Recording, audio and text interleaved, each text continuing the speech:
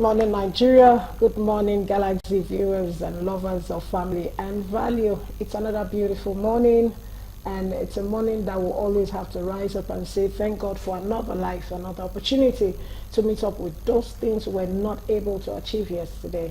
It's another hopeful day for you and I to accomplish and to be fulfilled in life. So never give up. Don't think yesterday because it went the way it did. Go out again now. It's another morning. Yes, it's another morning for you to move and to aim high, to be accomplished. My name is Adejoke Anubi. David, my friends call me Olori AJ. How are you doing this morning? And on Family and Values, all we talk about is those things that makes a nation great, a beautiful nation. Family, your husband, your wife, your children, how well are you doing with them? And we're all out to remind ourselves of those things we have left undone, those things we never even take cognizance of or even remember to put in our, our day-to-day run, our religious way of living, which is not supposed to be, but it should be a lifestyle that you rise up in the morning and you put things right. So, Joy, good morning to you. How are you? I'm fine. Good morning. Good morning. Good morning to our esteemed viewers. Thank you for always being our guest on Family and Values. We really appreciate you. We love you. The feedbacks we get is what has kept us going. It means that our messages are being passed across and our conversations are making meaning to you. Yes, today is another beautiful Thursday to be here to see you and to hear from you, listen to you, sending your messages. Please do not call. We are streaming across all our social media platforms. Download the Galaxy mobile app so that you can always watch us on the go. My name is Joy Abu. Welcome to Family and Values. Okay, so welcome to Family and Values. Today, the 22nd of February 2024, a Tuesday precisely. And I wanted to just sit back, relax, and let us move with today's activity because we have a whole lot loaded for you and I. Early this morning, as I was coming, I saw a man running, and I was wondering how well, when you're going to work, the activities you go through, and you get yourself in short. If your wife should tell you to run that kind of run, you will not want to. Talk less of your children. But you see a man, able man, running to get the vehicle, to get the bus, with his backpack, and running. It's the early morning struggle for vehicles that sometimes get me. I get to the bus stop and I'll just stand and I'll be looking at people like this because people that naturally don't even expect, they'll just push you by the side.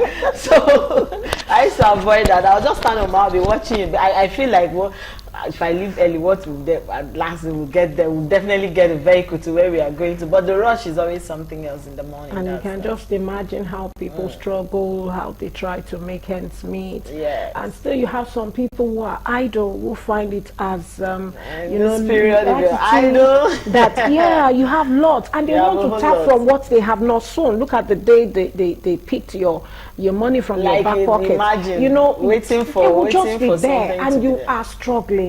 I just pray that God in his infinite mercy will help each and every one of us. Our sweat will not be taken. Our sweat will not be hijacked or taken away from us. Anyway, it's time for us to go for our mini features, and we'll be right back because I guess Eve here. Stay tuned. If you're just tuning in or joining us, you have not missed anything, okay? You're just about to start the show itself. Okay, one thing in life is many don't really wish they leave marriage and just go into singlehood as a mother, as a father, single parenting. And so this morning we'll be focusing on the healing process, steps to the healing process of single parenthood. Okay, you just had maybe you're a widow, you're a widower, or you out of divorce or separation, and you believe it's time for you to move. How do you get healed to get into another relationship so that you don't have the same thing coming back to haunt you? And to do justice to this topic, this morning we have right here in the studio with us is Aremoto Biola Milekon. I like calling people's name, especially Yoruba name info. So I'm not just going to say Lekon. Aremoto Biola Milekon. Okay? And he is a certified relationship and marriage coach. and he is here with us this morning. Good morning. Good morning. It's so good to have you again. Good morning. It's always a pleasure Welcome. having you here on the show. Thank you so much. Okay, so what, to you, what are the struggles you think a single parent go through, you know, while in that euphoria of, okay, I'm a single parent? What are those struggles you think they go through? Okay. You know, it's one of the ways to explain this is, you know, imagine you are walking in the middle of the road. Okay. You know, it's different if you are walking on the right side and the left side. So the idea of single parent is they have to live. They're trying to live as a single person, and they're also trying to live as a parent. Okay. And there's usually the issue of societal. The way society sees them, okay. So single parents would have to deal with how the society views them, particularly depending on how they became single, like you mentioned.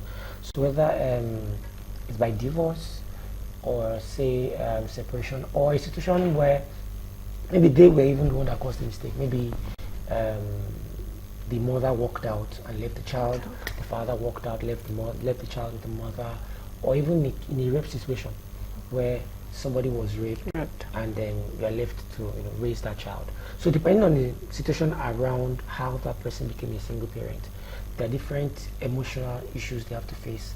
Some internal, some from the society, some from the environment they find themselves.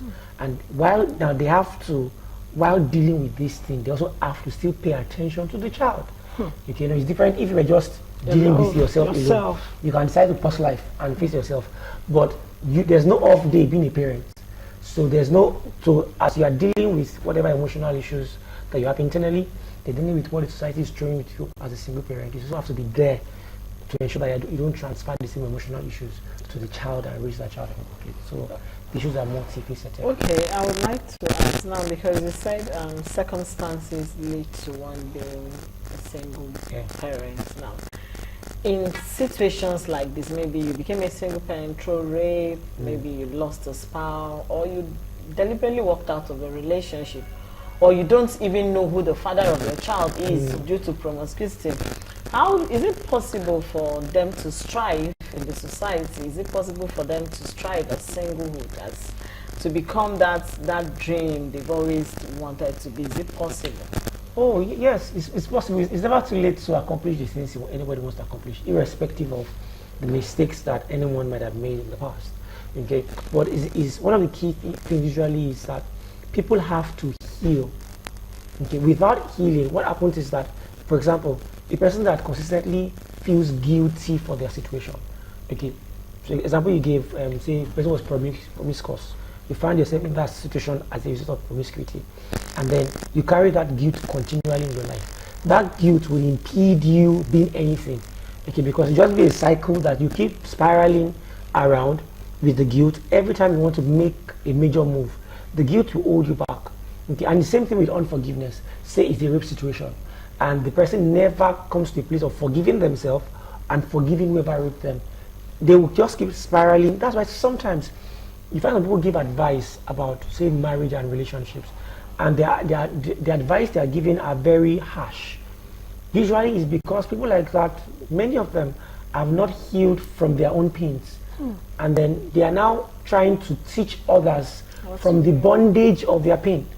Okay, and when you are not careful, if you take such things, you find out that you would also experience pain, because, like it's popularly said, hurt people will hurt people. Okay, so one of the key things that single parents must learn to do, okay, is that they must first identify their own hurt. How are they feeling? Do you feel angry? Do you feel sad? Do you feel anxious? You need to identify how you're feeling, and then you need to now deal with that pain depending on how it happened. Did the husband or wife, maybe death? Okay, because even death, sometimes people can blame the spouse that died. Like, why did you leave me behind? With all this responsibility. Like, the person did not plan to leave you, but the pain at that time is clouding your judgment. You even think, you just feel that the father or the mother left you alone to deal with the children. Now, if the person cannot move past that pain, usually sometimes I've seen situations where the parent just becomes, they live like they're alive, but they're no longer in touch with life, such that it's the eldest child that now has to begin to take care of the other children. Yeah. So things like that, healing is one of the very key things that they have to go through. Okay, so how do we now, the single parenthood, those who are in that, this category of people, how do you think they can now feel, the betterment of life? How do you think they should embrace themselves? Like you said, some are not ready to forgive their partner for leaving them, or circumstances that surrounded how they have found themselves there. So how do they now feel better? For them to really see the better part of them. I am so beautiful. I am so good at this skill. I can, face my career and still make it. How can they feel better? What are those things that they need to do? The first thing I said, they need to identify how they are feeling exactly. Then number two, they need to now forgive themselves. Okay, irrespective of whatever part you played. Okay, you need to forgive yourself. Of course, because you can't even forgive yourself if you've not identified the circumstance. So, say a promiscuous person, for example, and now you're dealing with a child. You had dreams of becoming something. You have to pause that dream to be able to raise a child. Now you need to first forgive yourself that I brought myself here. Now I forgive myself for bringing myself here. Now when you're able to forgive yourself, what happens is that your sight, you can see clearly. You can decide to focus on how to grow your life. Now you need to also forgive the other person, whether they worked out on you, whether it was a rape situation, whatever circumstances required the other person to leave. You need to forgive the person, because unforgiveness is like you're taking poison and then you expect the other person to die. That's how unforgiveness operates. So if the single parents must come to a point where they walked away on me, okay, it's not what I did. They just chose to leave. Okay, now they've left. I need to forgive them.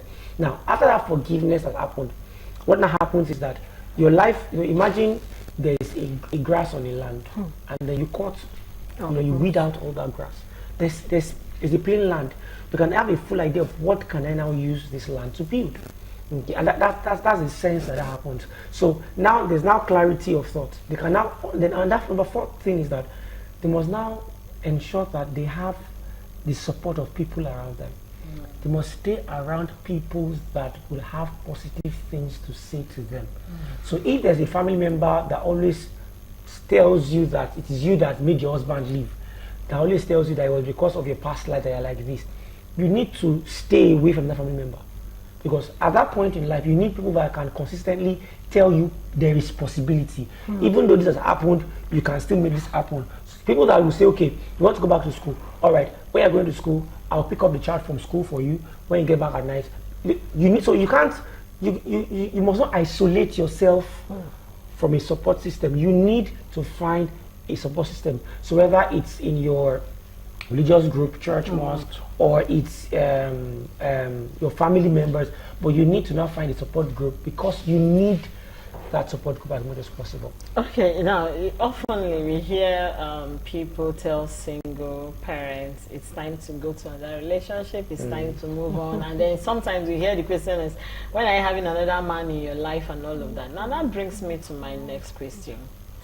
Is jumping into another relationship the ultimate happiness for any single parent? Is it that as a single parent, until you have another relationship, so it's like more like a compensation for whatever it is you lost, or maybe a partner walked out, so you feel like I need another partner in my life?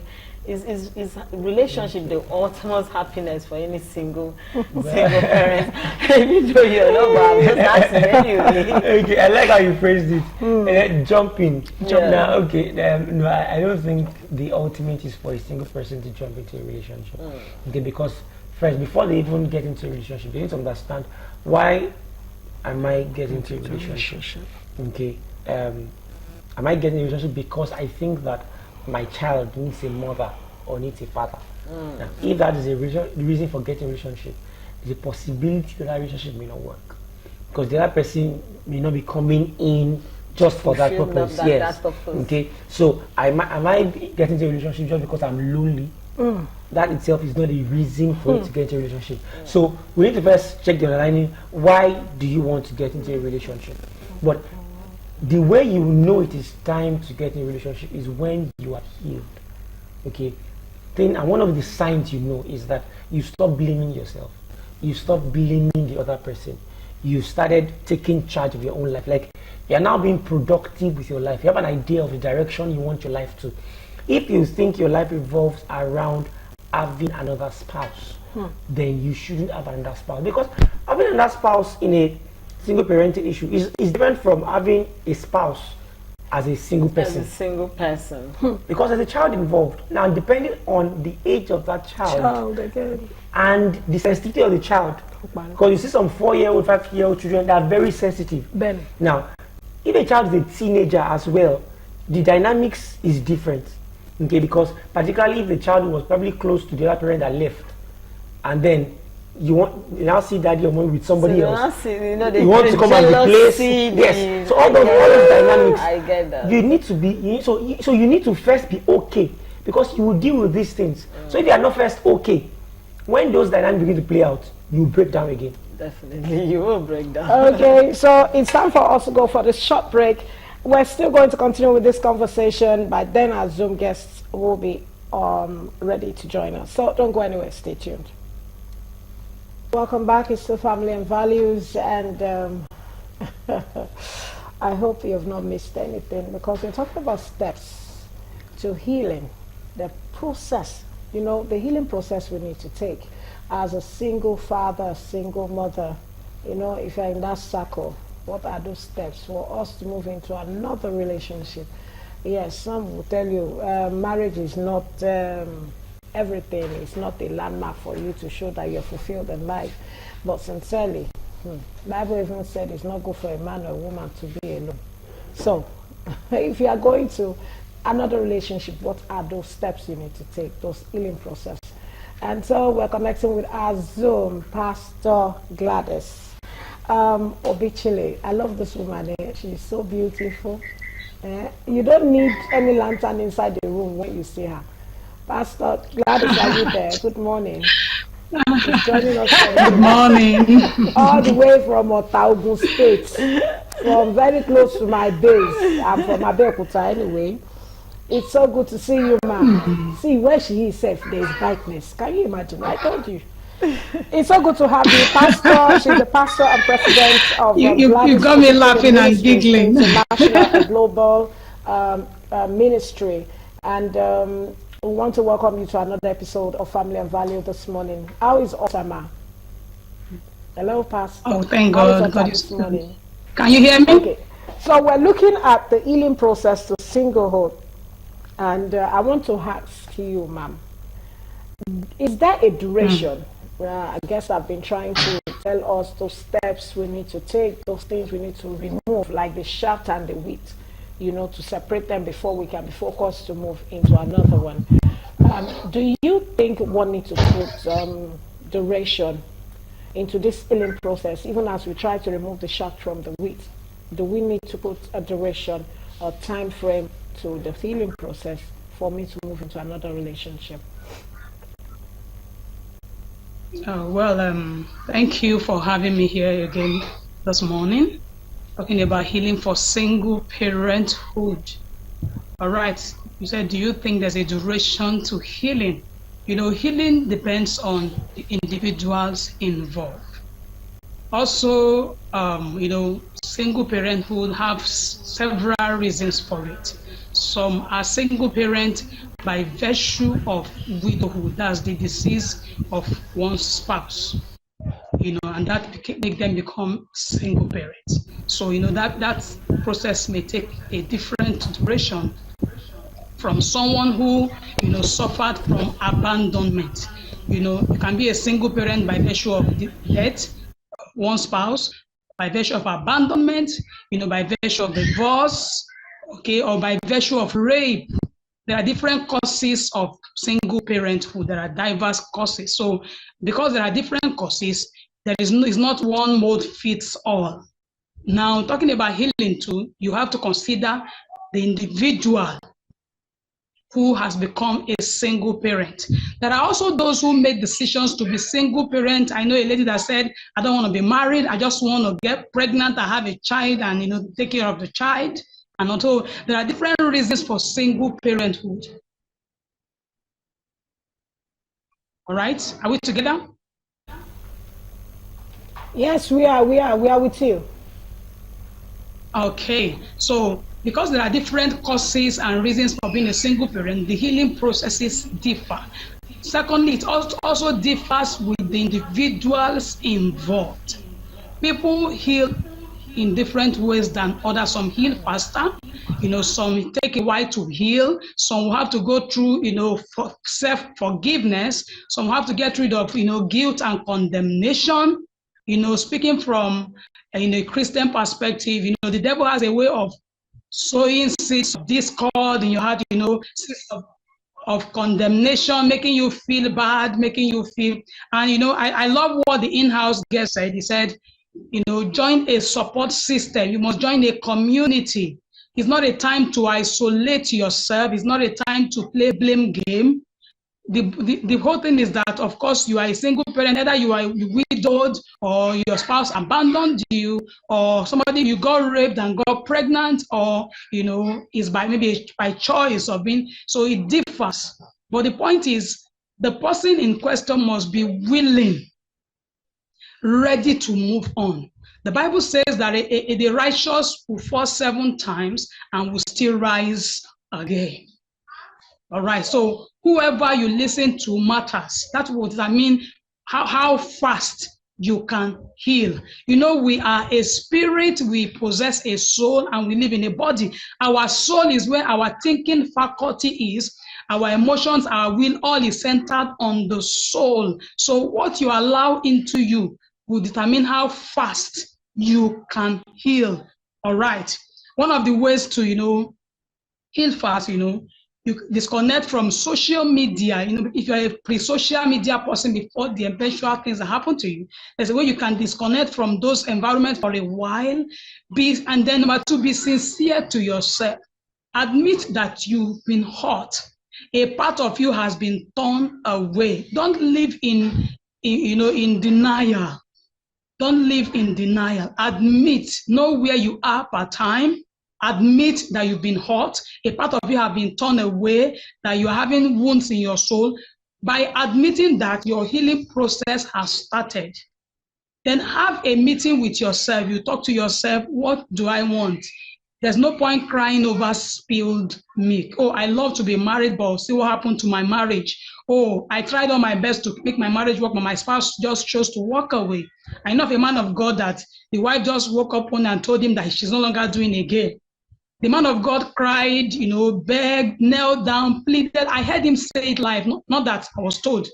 He said he cried in the bedroom, begged her. The woman said no, she wants out. At that point, so you can't blame the man of God. So things happen, life happen, so you don't blame yourself. You sit down with yourself, have a meeting with yourself, talk to yourself, all right? You don't cry over spilled milk. What's the way forward? And another thing that aids our speedy healing, is embracing the person of the Holy Spirit. He's the one that knows how fast to heal us. He knows the right word to say, the right things to say to us. I remember when I lost my younger brother, it was like a part of me was taken away. People came to the house, family, friends, and loved ones were bringing words of comfort. Believers were saying all manner.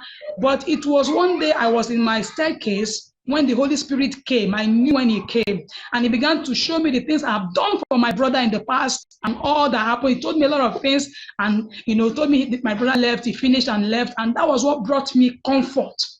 There is nothing any man may tell you that will really bring the healing until you decide on your own to latch onto the Holy Spirit and receive healing and move on.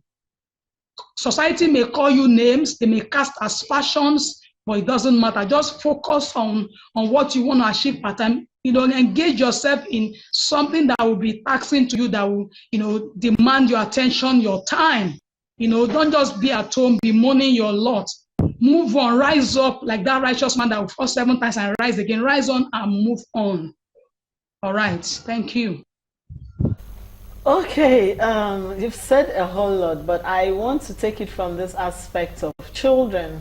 A lot of single parents, or they want to move on, they want to be in a relationship, and then they are struggling how to incorporate their children. And like the in-house guest said, depending on the ages of the children, there are some kids that don't just want to have another father in their life or another mother. They are just being selfish. Now the person in question is ready to move on. The person wants another companion. But the kids are like a stumbling block, like, we don't want.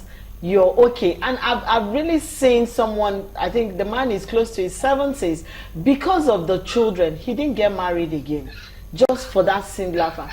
How do you navigate such an environment to make sure that this same person enjoys a happy relationship again without hurting the children, and the children not feeling rejected or not feeling abandoned or even rebelling against their mother and the newfound relationship?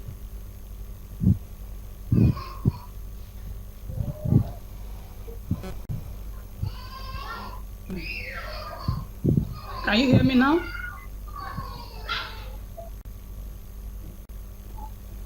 Can you hear me? Hello? Yes, yes. All right. Of course, children have tendencies to be possessive of their parent, especially when it is the mother in question.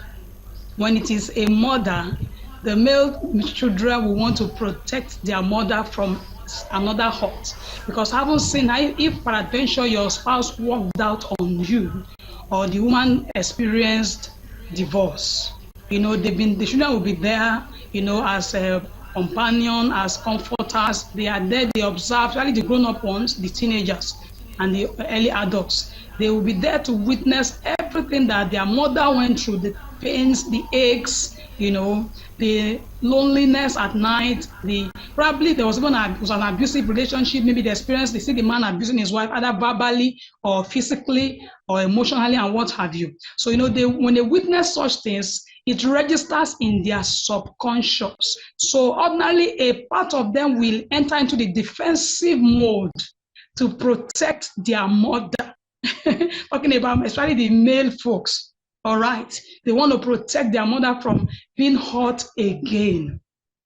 So, but be it as it may, there's a level to it. There's always a time for a second coming. There's a second chance. God has a way of restoring what we've lost. So it is wisdom number one. The woman should pray. In this case, pray. There's nothing prayer cannot do. And then also begin to ship into the children the need for another relationship. But they must also see that she has been healed of the previous pain. Otherwise, she will still import that pain to the new relationship. And what the children are afraid of may still happen again. That's the truth. So it's wisdom, of course, to hold meeting with the children. Let them understand the need to then be accountable, because they are there. They are like your washing eyes. They are the washermen around you, So they'll be there to observe, and all that. So one, pray about it. Once you're sure you are healed, you are good to go, pray about it and talk to your children. And also ensure that the person you enter into a new relationship with also accepts your children genuinely. Because children knows people that love them. They are very sensitive. Adults may fall to deception, but not children. They are very sensitive. They observe. When you are talking to them, they are looking you eyeball to eyeball. They are observing. They are, so they are very sensitive. So they know people that love them and people that don't. That people that disdain them. All right. So ensure that your spouse also accepts your children. There must be transparency.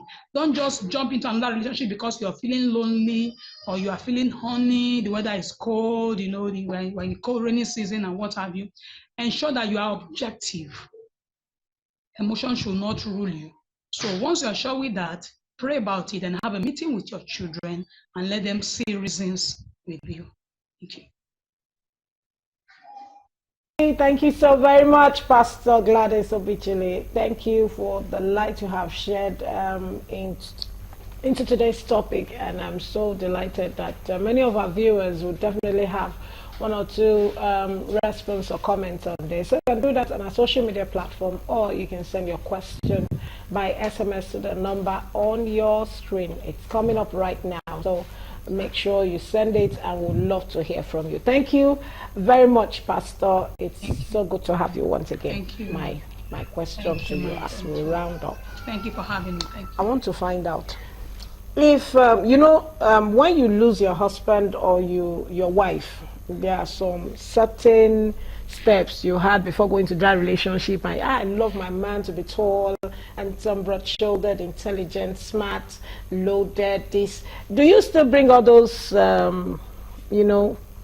steps and criteria into going into another relationship?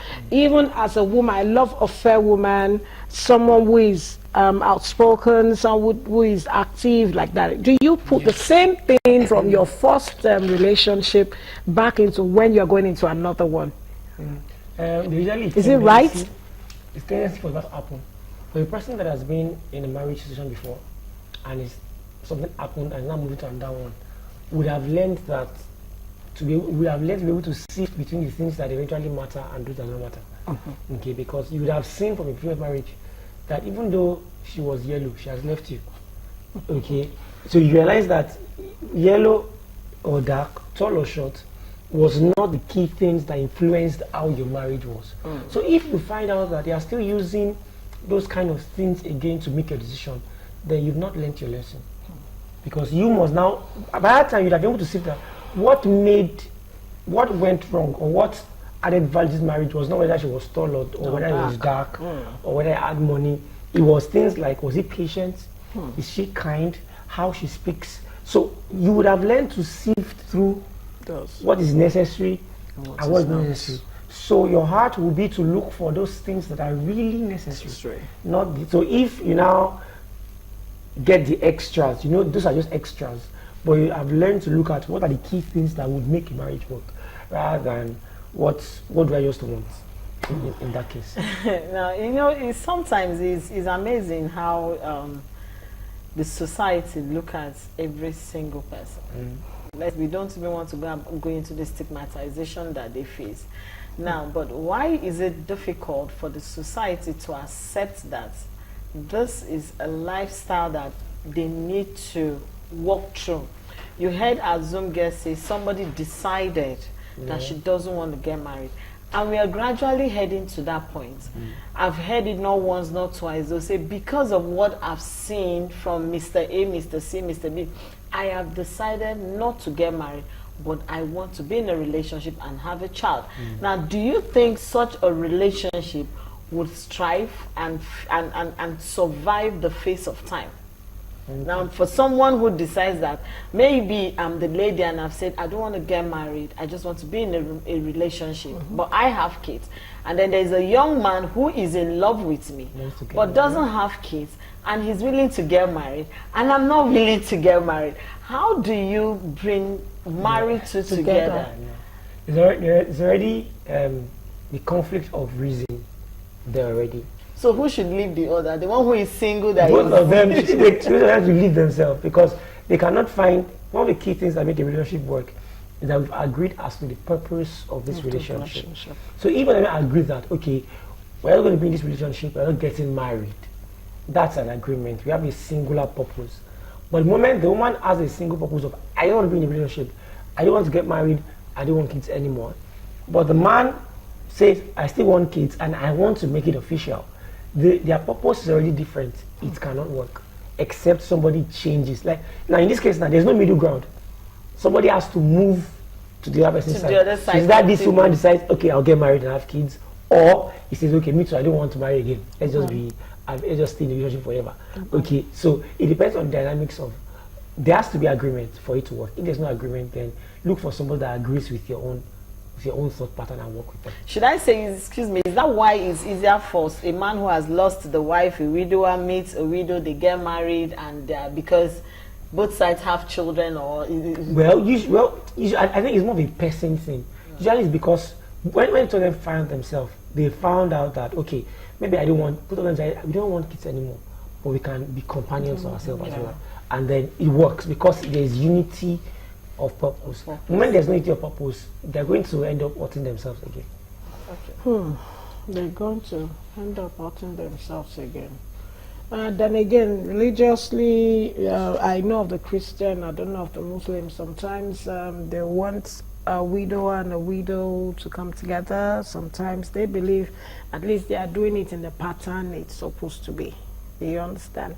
And some will also say because of maturity, she's also coming from that side, is also coming from that side. Some of them also do it in that. I'm just trying to, you know, agree with what our guest is saying. It's been a wonderful time, and I'm sure you've learned one or two things. Thank you to our two guests, Pastor Bichile Gladys and Marimotobi Lekon. Joy, from you. Yes, from me, I'm saying thank you, and to every single parent out there. Of course, healing, sincerity is key. Be sincere to yourself.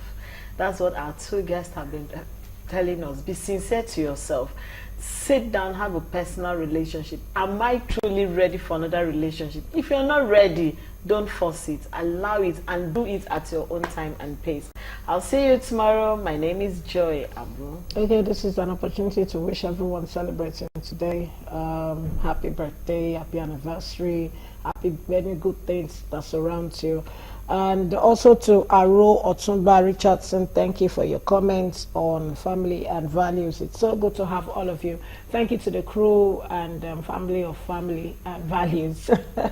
Thank you to our producer, our guys, and also to the president of Galaxy Television for the great opportunity you've given unto us to be here, and to the Almighty God. I hope you have a splendid day, and please plan your route very well and be at the right place at the right time. Don't forget, when you celebrate yourself, people rise up to also celebrate you. Learn to celebrate others as well.